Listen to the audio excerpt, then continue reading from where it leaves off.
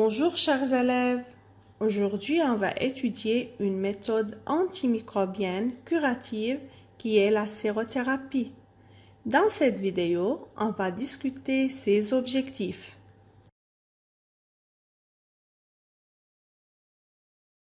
Que peut-il se passer si un individu marche sur un clou en fer rouillé? En savant que ce clou rouillé est plein de microbes qui pourraient entrer par la plaie. Alors, un individu qui marche sur un clou rouillé pourrait être infecté par des bactéries responsables du tétanos, qui est une maladie mortelle caractérisée par des contractions musculaires. Si le tétanos est une maladie mortelle, comment cet individu peut-il survivre? Est-ce qu'il peut attendre que son système immunitaire commence à fonctionner? Non, il ne peut pas attendre que son système immunitaire commence à fonctionner et à développer une réponse immunitaire contre les bactéries, car son système immunitaire prend beaucoup de temps pour faire cette réponse immunitaire, et spécifiquement quand il n'est pas vacciné contre le tétanos auparavant. Et par suite, il va mourir avant de développer une réponse immunitaire. Donc, comment pouvons-nous aider son système immunitaire d'attaquer les bactéries du tétanos et de prévenir sa mort? Rappelons-nous que se passe-t-il quand un pathogène entre dans le corps? Quand un pathogène entre dans le corps pour la première fois et la réponse immunitaire spécifique est activée, un certain type de lymphocyte B reconnaît l'antigène, puis les lymphocytes B se multiplient pour augmenter son nombre. Un groupe de lymphocytes B multipliés se différencie en plasmocytes B sécrétant des anticorps pour neutraliser l'antigène. Mais l'autre groupe de lymphocytes B reste comme lymphocytes B mémoire qui vont être activés directement durant la réponse immunitaire secondaire. Mais cela prend du temps et lorsque vous avez une infection tétanique, vous n'avez pas le temps d'attendre cette réponse immunitaire normale. Les scientifiques ont trouvé la solution et ils sont passés directement à la dernière étape qui est l'injection du patient des anticorps qui sont spécifiques à l'antigène qui est dans ce cas l'antigène tétanique. Que devrait faire un individu s'il marche sur un clou rouillé? Cet individu doit aller à l'hôpital et recevoir une injection. Mais que contient cette injection? Cette injection contient des anticorps antitétaniques prêts à l'emploi. Quel est le rôle de ces anticorps antitétaniques? Ces anticorps antitétaniques combattent les bactéries responsables du tétanos et conduisent à son élimination avant de provoquer la maladie. Mais maintenant la question, d'où les scientifiques apportent les anticorps prêts à l'emploi? Comment ces anticorps sont-ils préparés? Ces anticorps sont principalement préparés à partir d'animaux comme souris et lapins. Et le processus suivant montre la préparation de ces anticorps. Tout d'abord, le lapin est injecté par l'antigène. Puis, les cellules B reconnaissent cet antigène et ces lymphocytes B se différencient en plasmocytes. Ces plasmocytes sécrètent des anticorps anti-antigènes et enfin, ces anticorps sont collectés pour être injectés en cas de besoin. Qu'appelle-t-on cette méthode qui est l'injection des anticorps prêts à l'emploi contre un antigène? Est-ce qu'elle est similaire à la vaccination qui est l'injection des microbes atténués? Et quelles sont les similarités et les différences entre cette méthode et la vaccination? Et maintenant, on va étudier un exemple autre que le tétanos qui est la rage. Si vous avez été mordu par un chien et si la salive du chien contient le virus de la rage, alors ce virus de la rage se transmettra de la salive du chien au corps de la personne, causant l'infection par la rage. On va lire le texte de la fiche 12, page 33, pour savoir plus à propos de la rage et comment peut-on la guérir. Certaines maladies comme la rage sont si rares que les gens sont rarement vaccinés contre elles. Si une personne est mordue par un animal comme un chien qui pourrait avoir la rage, la personne reçoit généralement des injections contenant des anticorps contre l'antigène de la rage. Cette protection que la personne acquiert est appelée sérothérapie. Séro signifie sérum. Le sérum est du plasma sans protéines ou fibrinogène. Le fibrinogène est un facteur de coagulation. Ce tube contient du sang séparé formé de plasma, de globules blancs, plus plaquettes, en plus de globules rouges. Les plaquettes sont des facteurs de coagulation, alors ce sont des structures permettant au sang de coaguler et d'arrêter ou de prévenir les saignements. Le sérum est du plasma sans facteur de coagulation. Ce tube contient du plasma. Le sérum est une partie du plasma sans le facteur de coagulation.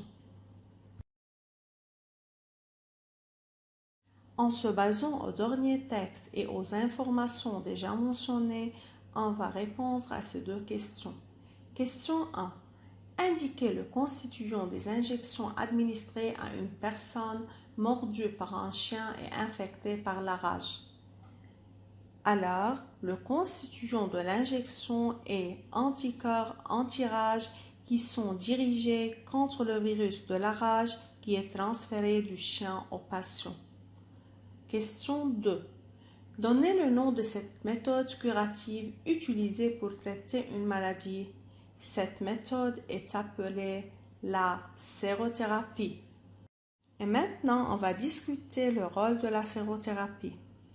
Comme on a déjà dit qu'après la morsure du chien, la personne doit prendre sérothérapie qui contient des anticorps anti-rage contre le virus de la rage. Mais quelle est la fonction de ces anticorps anti-rage? Que font ces anticorps? Ces anticorps vont se lier aux antigènes spécifiques et les neutralisent. Alors, les anticorps anti-rage injectés se lient immédiatement aux antigènes du virus de la rage et le neutralisent, évitant ainsi d'être malade. Observez bien ces anticorps anti-rage qui vont se lier aux antigènes du virus de la rage pour les neutraliser. Cette liaison se passe immédiatement car le système immunitaire de cette personne ne prépare pas ces anticorps, mais ils sont déjà synthétisés et injectés dans cette personne. Pas seulement dans le cas de la sérothérapie contre l'infection de la rage, l'injection des anticorps anti-rage se lie aux antigènes de la rage et les neutralise, mais encore dans le cas de la sérothérapie contre le tétanos. Après la marche sur un clou rouillé, la personne doit recevoir une sérothérapie contre les bactéries du tétanos, comme le montre cette figure. Alors, on peut déduire le rôle de la sérothérapie qui est de neutraliser les microbes après l'infection conduisant à sa destruction et de traiter une maladie. Quelles sont les caractéristiques de la sérothérapie? Ce graphe montre la variation de la quantité d'anticorps anti-rage après la sérothérapie en fonction du temps. S'il vous plaît, mes chers élèves, essayez d'arrêter la vidéo et d'analyser ce graphe afin de conclure les caractéristiques de la sérothérapie. L'analyse est: au temps 0 jours après administration de la sérothérapie, la quantité des anticorps anti-rage est 0 unité par millilitre.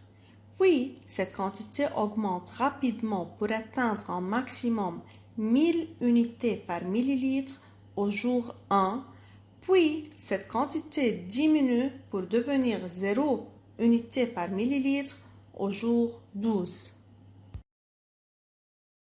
Observez bien l'augmentation rapide de la quantité des anticorps après la sérothérapie. Quelle est la raison de cette augmentation rapide? La raison, c'est que les anticorps anti-rage sont déjà synthétisés et injectés et ne sont pas préparés par le système immunitaire. Alors, que peut-on dire à propos du temps nécessaire de l'apparition des anticorps? C'est long ou court? Bien sûr, c'est court. Alors, la première caractéristique, c'est que la sérothérapie est une méthode rapide car la quantité des anticorps augmente rapidement ou ces anticorps sont déjà synthétisés et pas produits par le système immunitaire. Que se passe-t-il de la quantité des anticorps après quelques jours? Cette quantité devient zéro après quelques jours. Et alors, la deuxième caractéristique de la sérothérapie, c'est qu'elle est non durable ou de courte durée. En se référant au graphe, complétez ce texte. Le délai temps nécessaire d'apparition des anticorps anti-rage dans le sang après sérothérapie est court. Alors, la sérothérapie est une méthode curative rapide et la sérothérapie est de courte durée. Il faut faire attention que la sérothérapie est une méthode curative car elle est utilisée pour traiter une maladie après l'infection. Observez bien la figure qui montre la reconnaissance entre les anticorps et les antigènes de la rage. Est-ce que ces anticorps injectés sont spécifiques aux antigènes? Est-ce que ces anticorps complètent ces antigènes? Alors, la sérothérapie est spécifique ou non spécifique? Bien sûr, c'est une méthode spécifique car les anticorps anti-rage injectés complètent les antigènes de la rage, alors ce sont comme deux pièces de puzzle. Alors, la sérothérapie est une méthode spécifique car les anticorps sont spécifiques de l'antigène. C'est une méthode rapide ou immédiate car les anticorps sont injectés directement dans le sang d'un patient. Et c'est une méthode de courte durée car l'immunité est de courte durée et la quantité d'anticorps devient zéro à la fin du traitement. En plus, la sérothérapie est une méthode curative car elle est utilisée pour traiter une maladie après l'infection. En comparant les caractéristiques de la sérothérapie à celles de la vaccination est de même spécifique, mais elle est lente à établir et durable et elle est une méthode préventive. N'oubliez pas que la vaccination est l'administration des microbes atténués et elle induit la production des anticorps qui sont spécifiques à l'antigène. Distinguez la variation de la quantité des anticorps anti-rage durant la vaccination et la sérothérapie.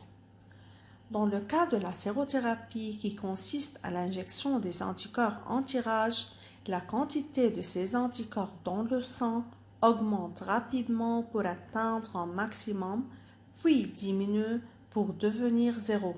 C'est pour cela que la sérothérapie est rapide et de courte durée.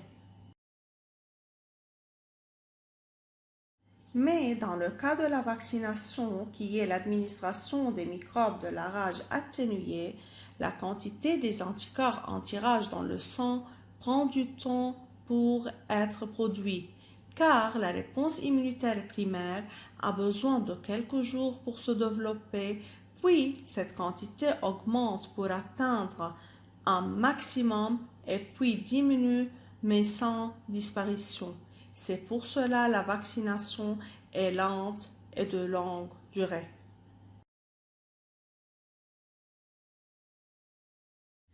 Que signifient ces deux termes? Immunité active et immunité passive. Active signifie présence d'action. Passive signifie absence d'action. Comment peut-on lier ces deux termes aux deux méthodes, vaccination et sérothérapie? Dans quel cas le système immunitaire travaille et attaque les pathogènes par production des cellules immunitaires et anticorps? Et dans quel cas le système immunitaire ne travaille pas mais reçoit des substances synthétisées pour attaquer les pathogènes? L'individu acquiert une immunité active s'il est infecté naturellement par un pathogène ou reçoit un vaccin contre lui. Car dans ces deux cas, le système immunitaire de l'individu travaille et développe une immunité qui est responsable de la protection contre le microbe et produit ses propres anticorps pour combattre le microbe. Alors, une infection naturelle par un pathogène ou vaccination induisent une immunité active car le système immunitaire de l'individu travaille pour attaquer le pathogène. Mais un individu acquiert une immunité passive s'il reçoit des anticorps déjà synthétisés par un autre être vivant, car le système immunitaire de l'individu n'est pas responsable de la protection contre les microbes et l'individu obtient des anticorps humains ou animaux prêts à l'emploi sans faire de réponse immunitaire. Alors, l'injection des anticorps déjà synthétisés induit une immunité passive car le système immunitaire ne travaille pas et n'attaque pas le pathogène. Comme évaluation, s'il vous plaît mes chers élèves, arrêtez la vidéo et essayez de comparer entre vaccination et sérothérapie en complétant ce diagramme de Venn en utilisant ces termes. Il faut comparer entre vaccination et sérothérapie en se basant sur différents critères, comme l'immunité, si elle est active ou passive, le type de la méthode, si elle est préventive ou curative, la durée, courte ou durable, l'administration avant la maladie ou durant la maladie, le type de la réponse immunitaire, s'il est spécifique ou non spécifique, et le temps nécessaire ou le délai immédiat ou lent à établir.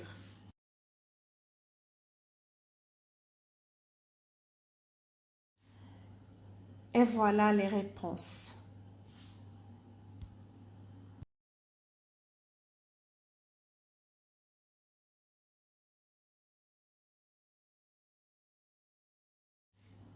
Et enfin, merci pour votre attention.